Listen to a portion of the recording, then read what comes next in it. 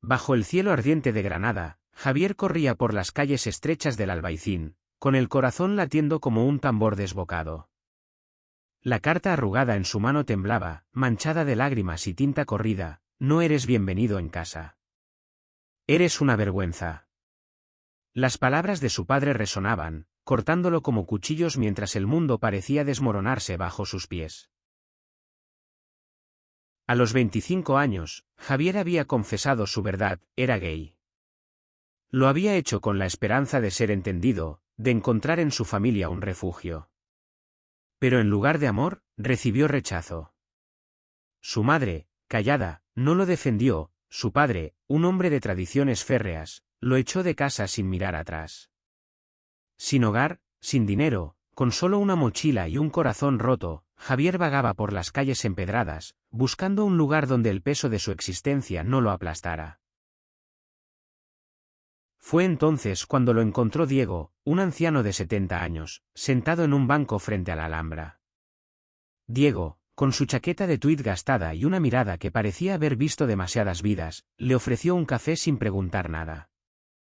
Había algo en su silencio, en la forma en que sus manos arrugadas sostenían la taza, que invitaba a confiar.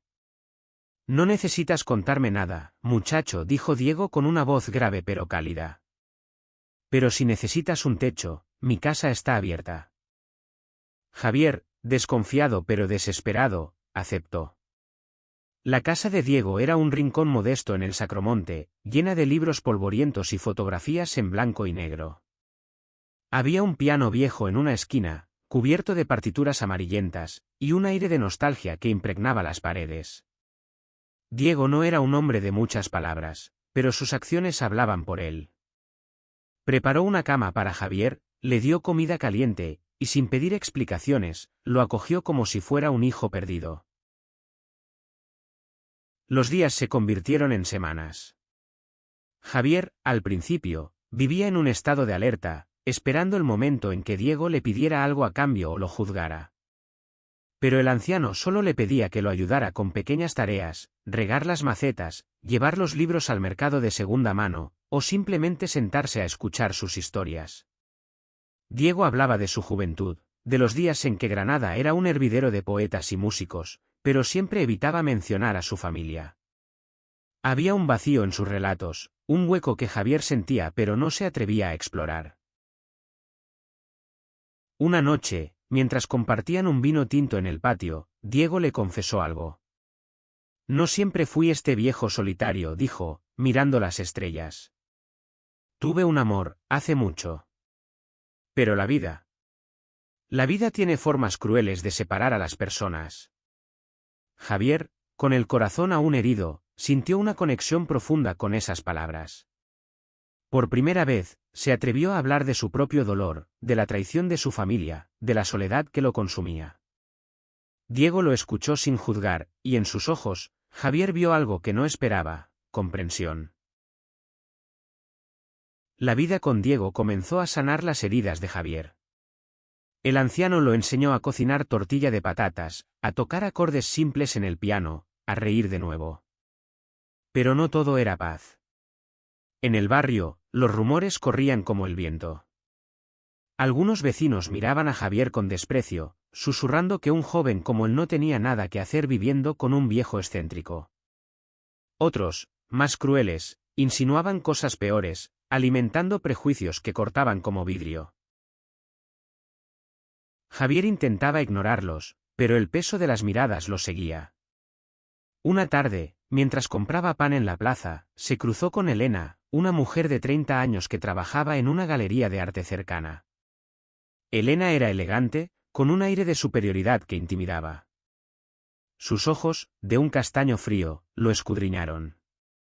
«¿Eres el chico que vive con el viejo Diego, verdad?», preguntó, con una sonrisa que no llegaba a sus ojos. «Cuidado, pequeño. Ese hombre no es lo que parece». Las palabras de Elena plantaron una semilla de duda en Javier. ¿Quién era realmente Diego? ¿Por qué vivía solo, rodeado de recuerdos que nunca explicaba? Esa noche, mientras Diego dormía, Javier registró la casa en busca de respuestas. Encontró una caja bajo el piano, llena de cartas y fotos. En una de ellas, un joven Diego sonreía junto a otro hombre, ambos tomados de la mano en una playa. En el reverso, una inscripción, Diego y Manuel, 1975. Para siempre. El descubrimiento golpeó a Javier como un relámpago. Diego, el hombre que lo había salvado, también había amado a otro hombre. Pero las cartas contaban una historia más oscura. Manuel, el amor de Diego, lo había abandonado tras años de relación, dejándolo con promesas rotas y un corazón destrozado. Javier sintió una mezcla de empatía y miedo. ¿Podía confiar en alguien que cargaba tanto dolor? Días después, Elena volvió a aparecer. Esta vez, lo invitó a un café, diciendo que tenía algo importante que contarle sobre Diego. Javier, confundido pero curioso, aceptó. En una cafetería del Realejo, Elena le reveló una verdad que lo dejó helado. Diego no era solo un viejo solitario, sino alguien que, según ella, había manipulado a otros jóvenes en el pasado, usándolos para llenar el vacío de su vida rota. No eres el primero, dijo Elena, con una mirada que mezclaba lástima y desprecio. Y no serás el último. Las palabras de Elena se clavaron en Javier como espinas. Comenzó a ver a Diego con otros ojos, buscando señales de manipulación en cada gesto amable. Cuando Diego le regaló un cuaderno para que escribiera sus pensamientos, Javier se preguntó si era un intento de controlarlo.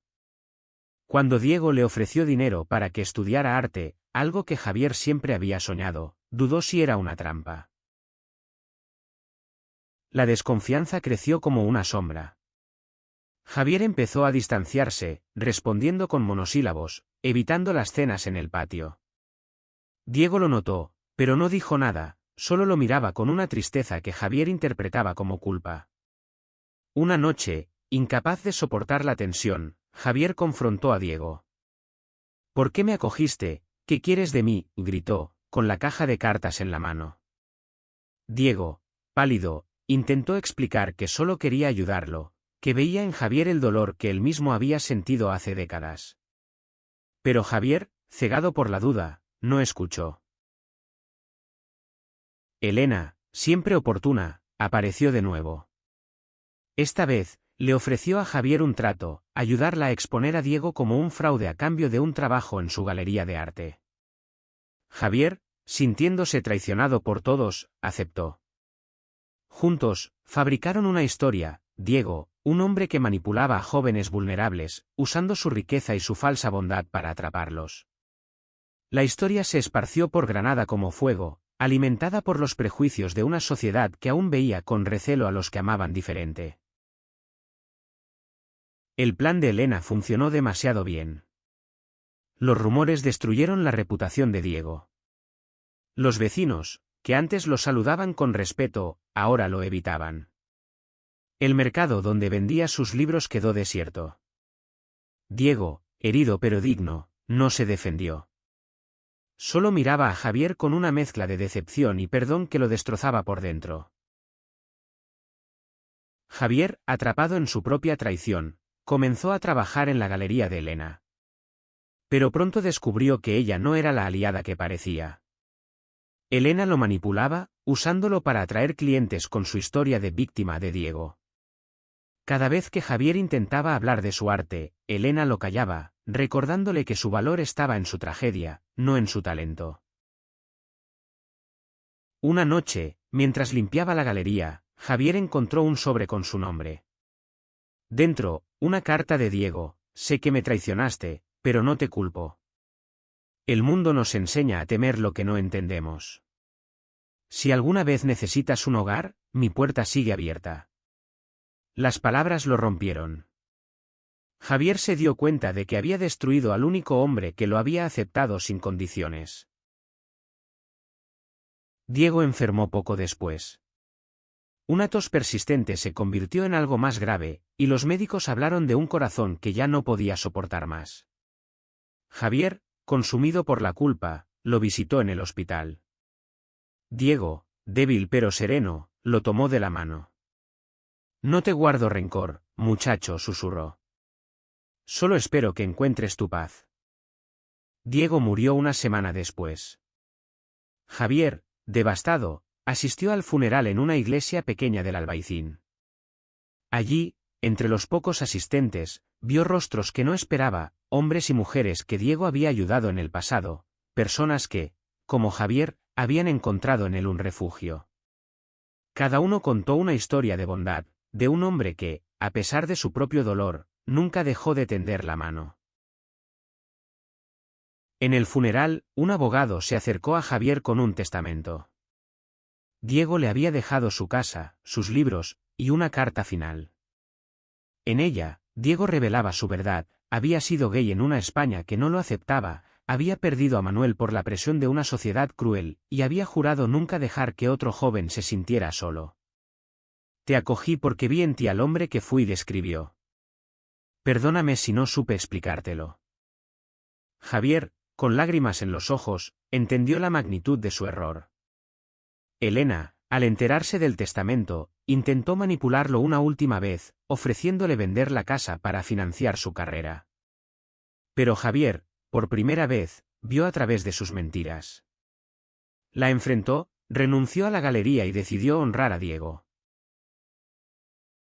Javier convirtió la casa de Diego en un refugio para jóvenes LGBTQ y rechazados por sus familias. Cada libro, cada partitura, cada recuerdo de Diego se convirtió en un símbolo de esperanza. Javier comenzó a pintar de nuevo, plasmando en lienzos las historias de los que llegaban a su puerta, historias de dolor, pero también de resiliencia. Una noche, mientras miraba las estrellas desde el patio, Javier sintió la presencia de Diego. No había traición que no pudiera ser perdonada, no había herida que no pudiera sanar. Con cada joven que acogía, Javier devolvía el amor que Diego le había dado, construyendo un legado que desafiaba al odio y celebraba la humanidad.